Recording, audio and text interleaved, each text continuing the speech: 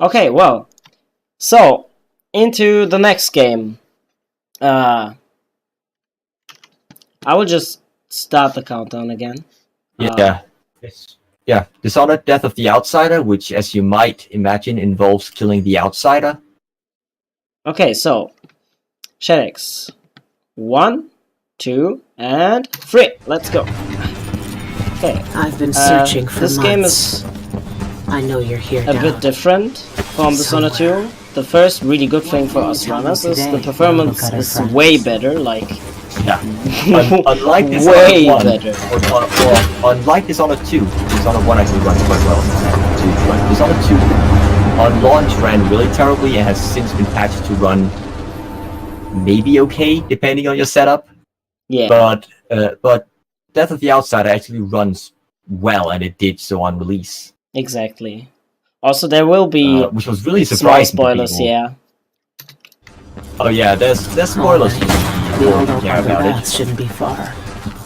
Okay, so don't pay attention to these subtitles if you don't want to be spoiled. yeah. So the main difference between Dota and Dishonored 2 is you have way more leaps, but they're way smaller. I would say. The maps are kind of more confined. Also, probably here the hardest and most annoying trick in the game. Please. Oh, first try. That's a Oh this yeah, trick right. is just so hilariously inconsistent. That jump is really annoying. Like I haven't actually ever run this game, but I've seen that.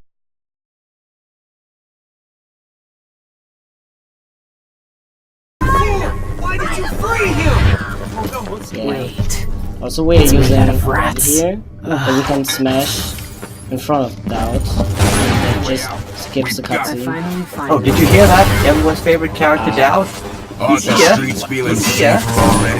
And now he too is a grumpy old man. Did you just saw how the guy got me with his shot? That never happened before. They're guards. They're supposed to shoot you. That's their job.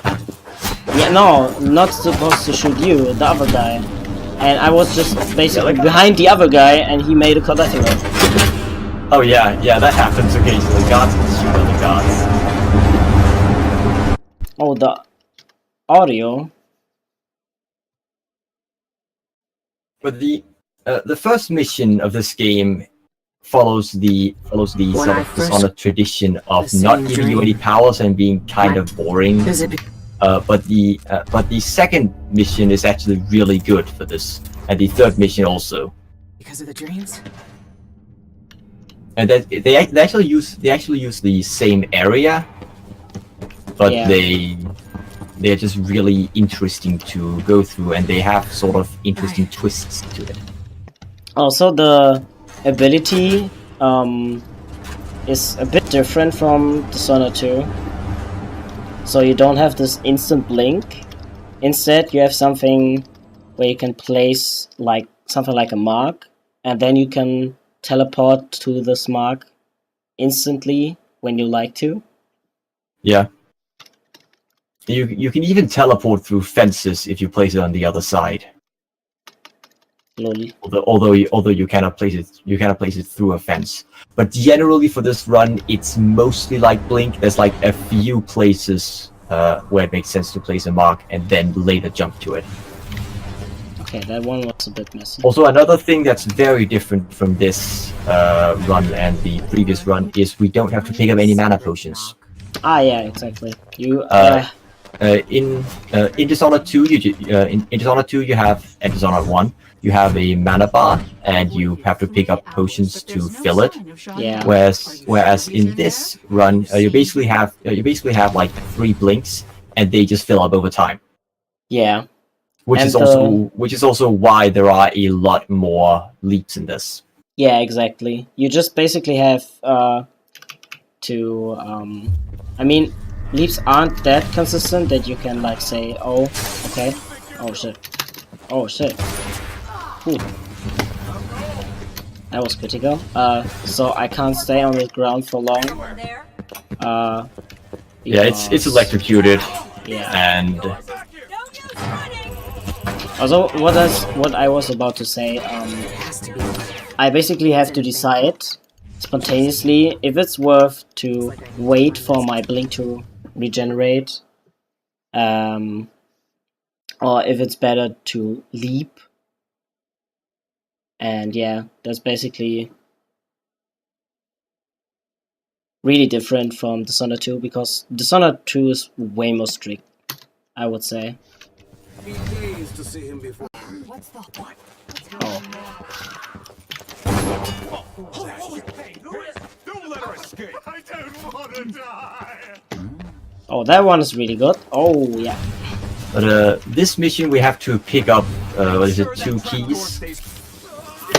And then next mission we have to use those 2 keys in order to open a vault.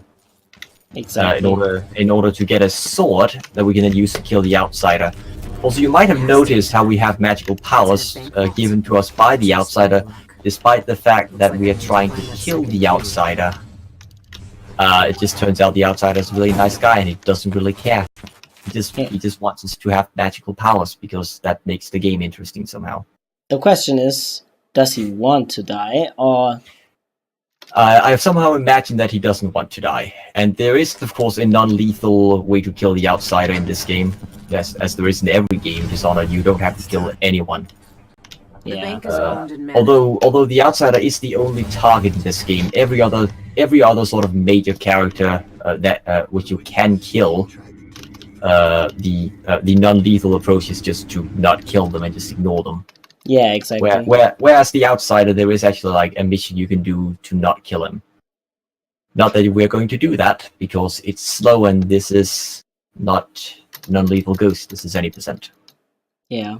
Also, what's really nice mentioning here is, you just saw me leaving the mission with a boat, and now we can use this boat to get back into the mission a bit faster. And to leave the mission also a bit faster. Because it's basically the same mission. The previous mission has like 2 exits, right? It has a boat, or skiff, as they call it, and it also has a railway, and we can basically use either. And if we use the boat or the skiff, then we can actually use that in this mission, and we'll have a different starting point. Yeah, just also this is a bit faster. This is how you rob a bank. If you have a short on money, this is how you do it. Now for the Take notes, everyone. Yeah, just go through the entire system that's supposed to stop you. Then just knock at some door, open it, just run through it. Go into the office of the leader of the bank and just ignore all the clockwork soldiers inside. Grab ignore the key. all the security, just run past it. Also, very important, don't forget to play life on easy mode.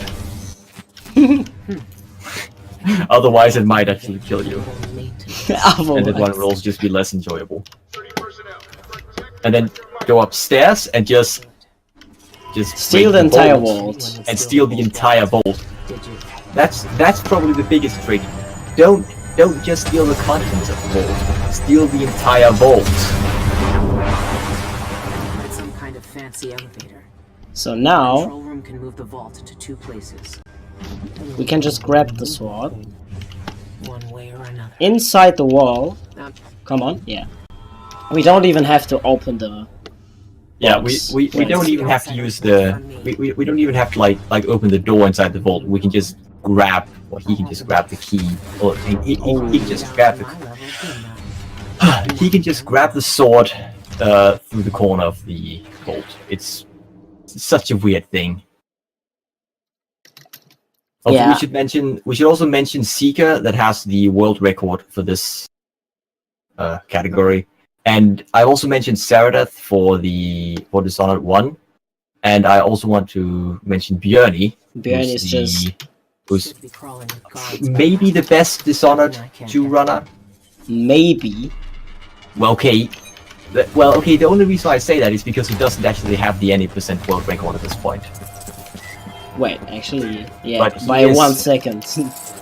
Yeah, and he doesn't use the skip. in the Duke mission, the dialogue skip. So, but again, Yeah. and even though he doesn't actually have any of the records for the categories that Scopii is running right now, it would be a crime to not mention him. Oh, by the way, hey Seeker, he's in the chat. Oh, hi. Yeah, he's the world record holder. Seeker, in I'm this about category. to use your strat because I really like this way of starting the level. Yeah, this one. I don't know. You said you. Yeah, it's not for you. You're not gonna show off the Bjorny cage. Oh wait. That's sad. Also, this mission might seem familiar want to to you show this. if you happen to watch the previous run. It's shit. because it's basically a mission from the previous run. Like it's the same area, but it's like Yeah. Ooh, damn. Shit. I'm just gonna use this one because I can try to use the other strat. Oh yeah. I think we got enough time left. Right there.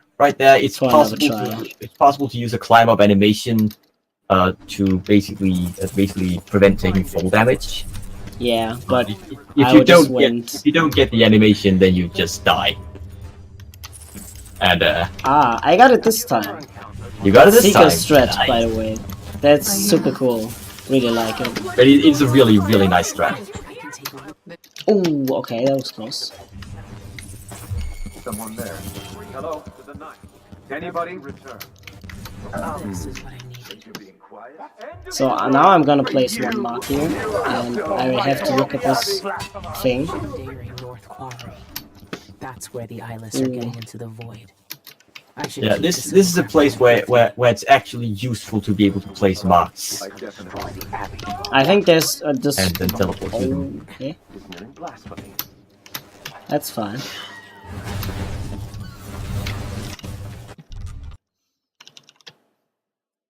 Well, rip, yeah. But anyways, we are up onto the last mission. Yeah, this is the last mission for this, and this is the only one that actually like has a non-lethal elimination. Yeah. I guess it's kind of worth noting. It's not really related to the speedrun, but I hate it's kind of related to the game that That never happened before. that all of the Dishonored games except for this one has a chaos rating, which basically keeps track of how many you kill. And if you kill too many, you get a worse ending. Except this game, Come on. which has always been kind of weird because you can basically kill every single character you meet, and as long as you don't kill the outsider, Megan is just happy at the end.